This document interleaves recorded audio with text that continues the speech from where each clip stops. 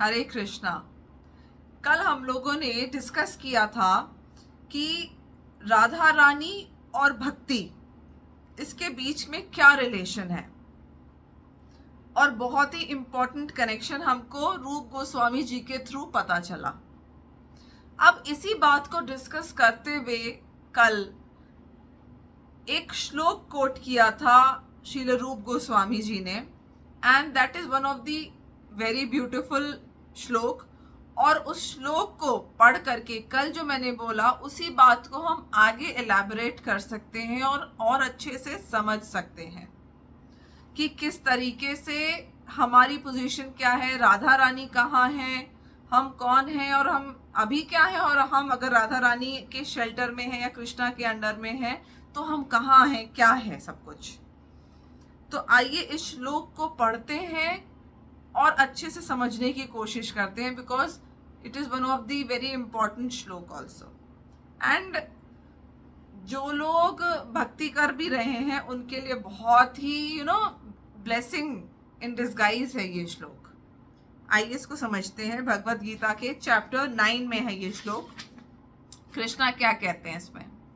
O son of Pritha, Arjun को address करते हुए Krishna is saying, those who are not deluded, the great souls are under the protection of the divine nature.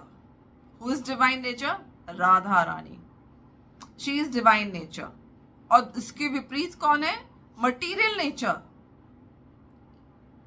But जो लोग देवी देवताओं की पूजा करते हैं, जो लोग पितरों की पूजा करते हैं, जो किसी मनुष्य की पूजा करते हैं, जो राक्षसों की भी पूजा अगर करते हैं, they all come under the shelter of material nature and not divine nature.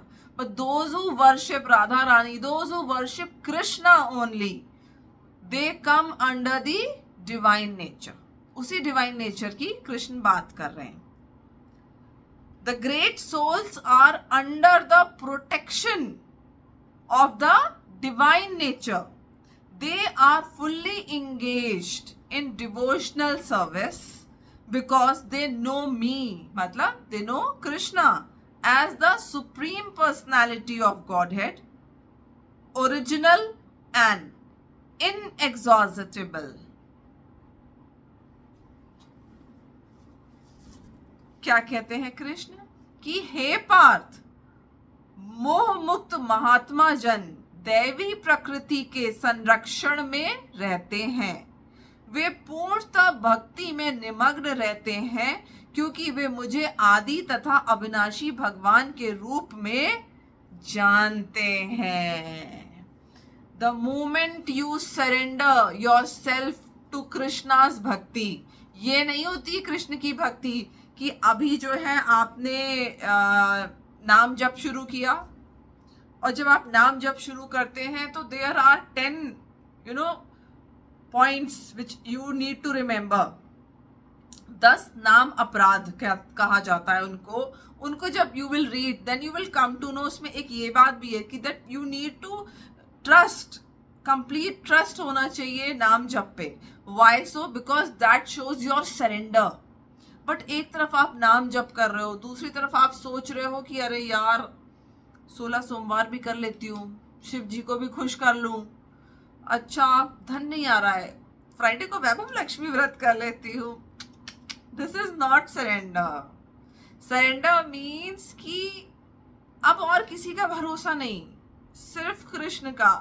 जो करें वो कृष्ण करें, जो ना करें वो कृष्ण करें। Everything, for everything you should be dependent on Krishna and no other God. That is what is surrender. One of the part of surrender. Surrender और भी elaborate कर सकते हैं कि कृष्णा को surrender करना क्या होता है। Like somebody asked Srila Prabhupada, in how much time we can surrender to Krishna? He just says in 1 minute. In 1 minute you can surrender yourself to Krishna. तो बात इसमें इंपॉर्टेंट ये है कि आगे हम पढ़ते हैं कि प्रभुपाद क्या एक्सप्लेन कर रहे हैं श्लोक को। In this verse, the description of the Mahatma is clearly given महात्मा कौन होता है? द फर्स्ट, कृष्ण कह रहे हैं, हर कोई नहीं कह देता कि भाई ये महात्मा है, ये महात्मा है, ये महात्मा है. No, the definition of mahatma is been given by Krishna. Krishna says the first sign of Mahatma is that he is already situated in the divine nature. He is not under the control of material nature. महात्मा वो होता है जो आध्यात्मिक प्रकृति के under होता है और भौतिक प्रकृति के अंडर नहीं होता. मतलब कि कोई और सहारा नहीं except Krishna. And how is this effected? This is explained in the 7th chapter. One who surrenders onto the supreme personality of Godhead, Shri Krishna, at once become freed from the control of material nature. अब वो material nature के control में नहीं है. Just think कि भगवान भक्तों की रक्षा कैसे करते हैं. क्यों? जड़ भरत के लिए माँ दुर्गा प्रकट हुई थी और जड़ भरत की जो बलि दे रहे थे उनके सिर काट दिए थे. माँ दुर्गा कौन है? मटेरियल नेचर है. मटेरियल नेचर की जो देवी है माँ दुर्गा, उन्होंने जड़ भरत के लिए, उनको बचाने के लिए अपने भक्तों का सर क्यों काट दिया? बिकॉज जड़ भरत जो है वो मटीरियल नेचर के अंडर में नहीं आते थे. He was under the shelter of divine nature. आध्यात्मिक प्रकृति राधा रानी के अंडर आते थे. तो उनकी रक्षा करने का बीड़ा स्वयं माँ दुर्गा ने उठा लिया. That was more important. One can become free from the control of the material nature as soon as he surrenders his soul to the supreme personality of Godhead. अब आप सोचिए मटेरियल नेचर में क्या क्या आता है. ये जो ग्रह दशाएं हैं, ये जो ग्रह आपको अफेक्ट करते हैं, ये सब आते हैं. ये आपको कष्ट देते हैं, ये आपको सुख देते हैं, दुख देते हैं. You will come out of this cycle if you surrender down to Krishna. Because आप इसके अंडर कंट्रोल में आएंगे ही नहीं. आप this is the preliminary formula.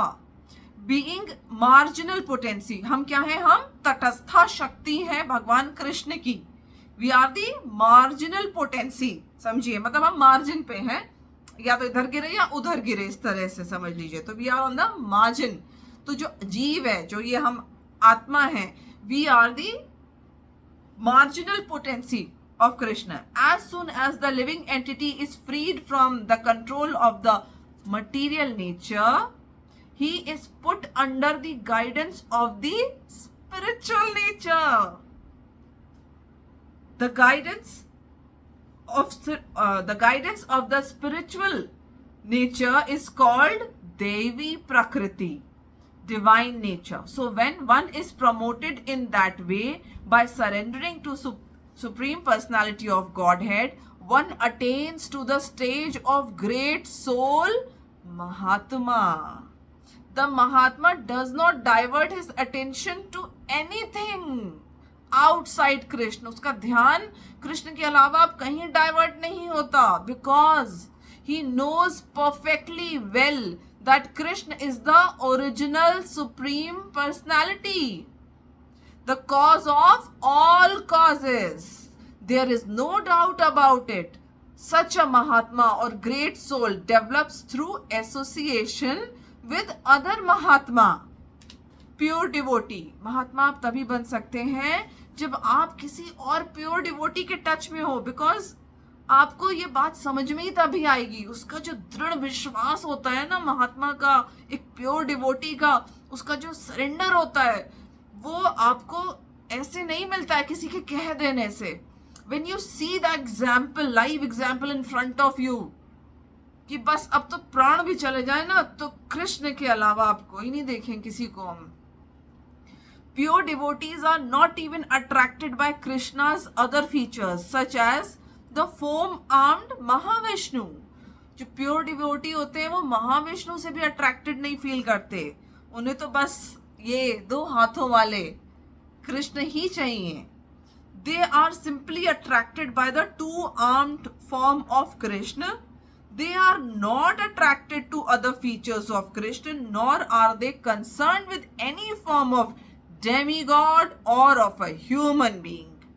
They meditate only upon Krishna in Krishna consciousness. They are always engaged in the unswavering service of the Lord in Krishna consciousness. जो करते हैं वो सिर्फ कृष्ण के लिए करते हैं और किसी भी देवी देवता की ओर अट्रैक्ट नहीं होते, भटकते नहीं हैं. उनको पूर्ण विश्वास होता है कि अब शुरुआत कृष्ण है और अंत भी कृष्ण है. एंड सबसे खूबसूरत बात इस चीज की है, इट इज सो लविंग. इतना ब्लेस्ड है, हम सब इतने ब्लेस्ड हैं कि इसमें there is a shift which comes. आप पहले अगर और देवी देवताओं की पूजा कर रहे हैं, किसी मनुष्य की पूजा कर रहे हैं, तो you are not coming purely under the shelter of divine nature. अब जैसे मैंने बताया कि ये जो ग्रह भी हैं, शनि देव हैं या जुपिटर है, आप जिस भी चीज से परेशान हो रहे हैं, आपका ये नहीं अच्छा, वो नहीं अच्छा, कुंडली में कोई कहता है कि मेरे नहीं अच्छा है, मेरी कुंडली में तो ये लिखा है, वो लिखा है, ये नहीं मुझे मिलेगा, वो नहीं, तो because you are coming under the shelter of material nature. But अगर आप इन मुसीबतों से निकलना चाहते हैं, अगर कोई कुछ कर सकता है आपके लिए, तो it is only possible when you can be hopeful, when you come under the shelter of the divine nature. तो surrender yourself as soon as possible. मत भटकिए. आपको जो देवी देवता देते हैं वो ये बिना देखे दे देते हैं कि आपके लिए क्या सही है और क्या गलत. वो बस ये देखते हैं कि आप तपस्या कर रहे हैं, आप जिद कर रहे हैं, तो मटीरियल नेचर आपको वो चीजें क्विकली देता है, quickly, because this is the rule of the earth.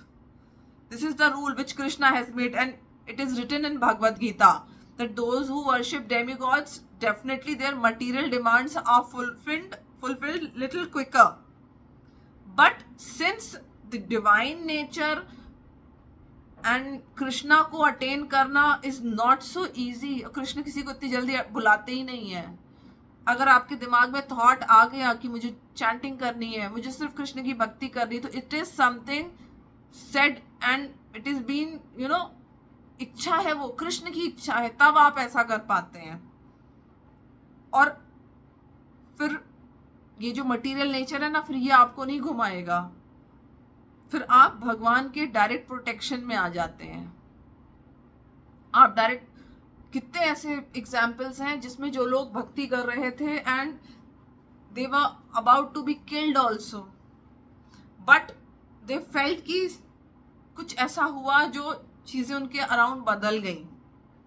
Y so? Because now they are no more under the shelter of material nature.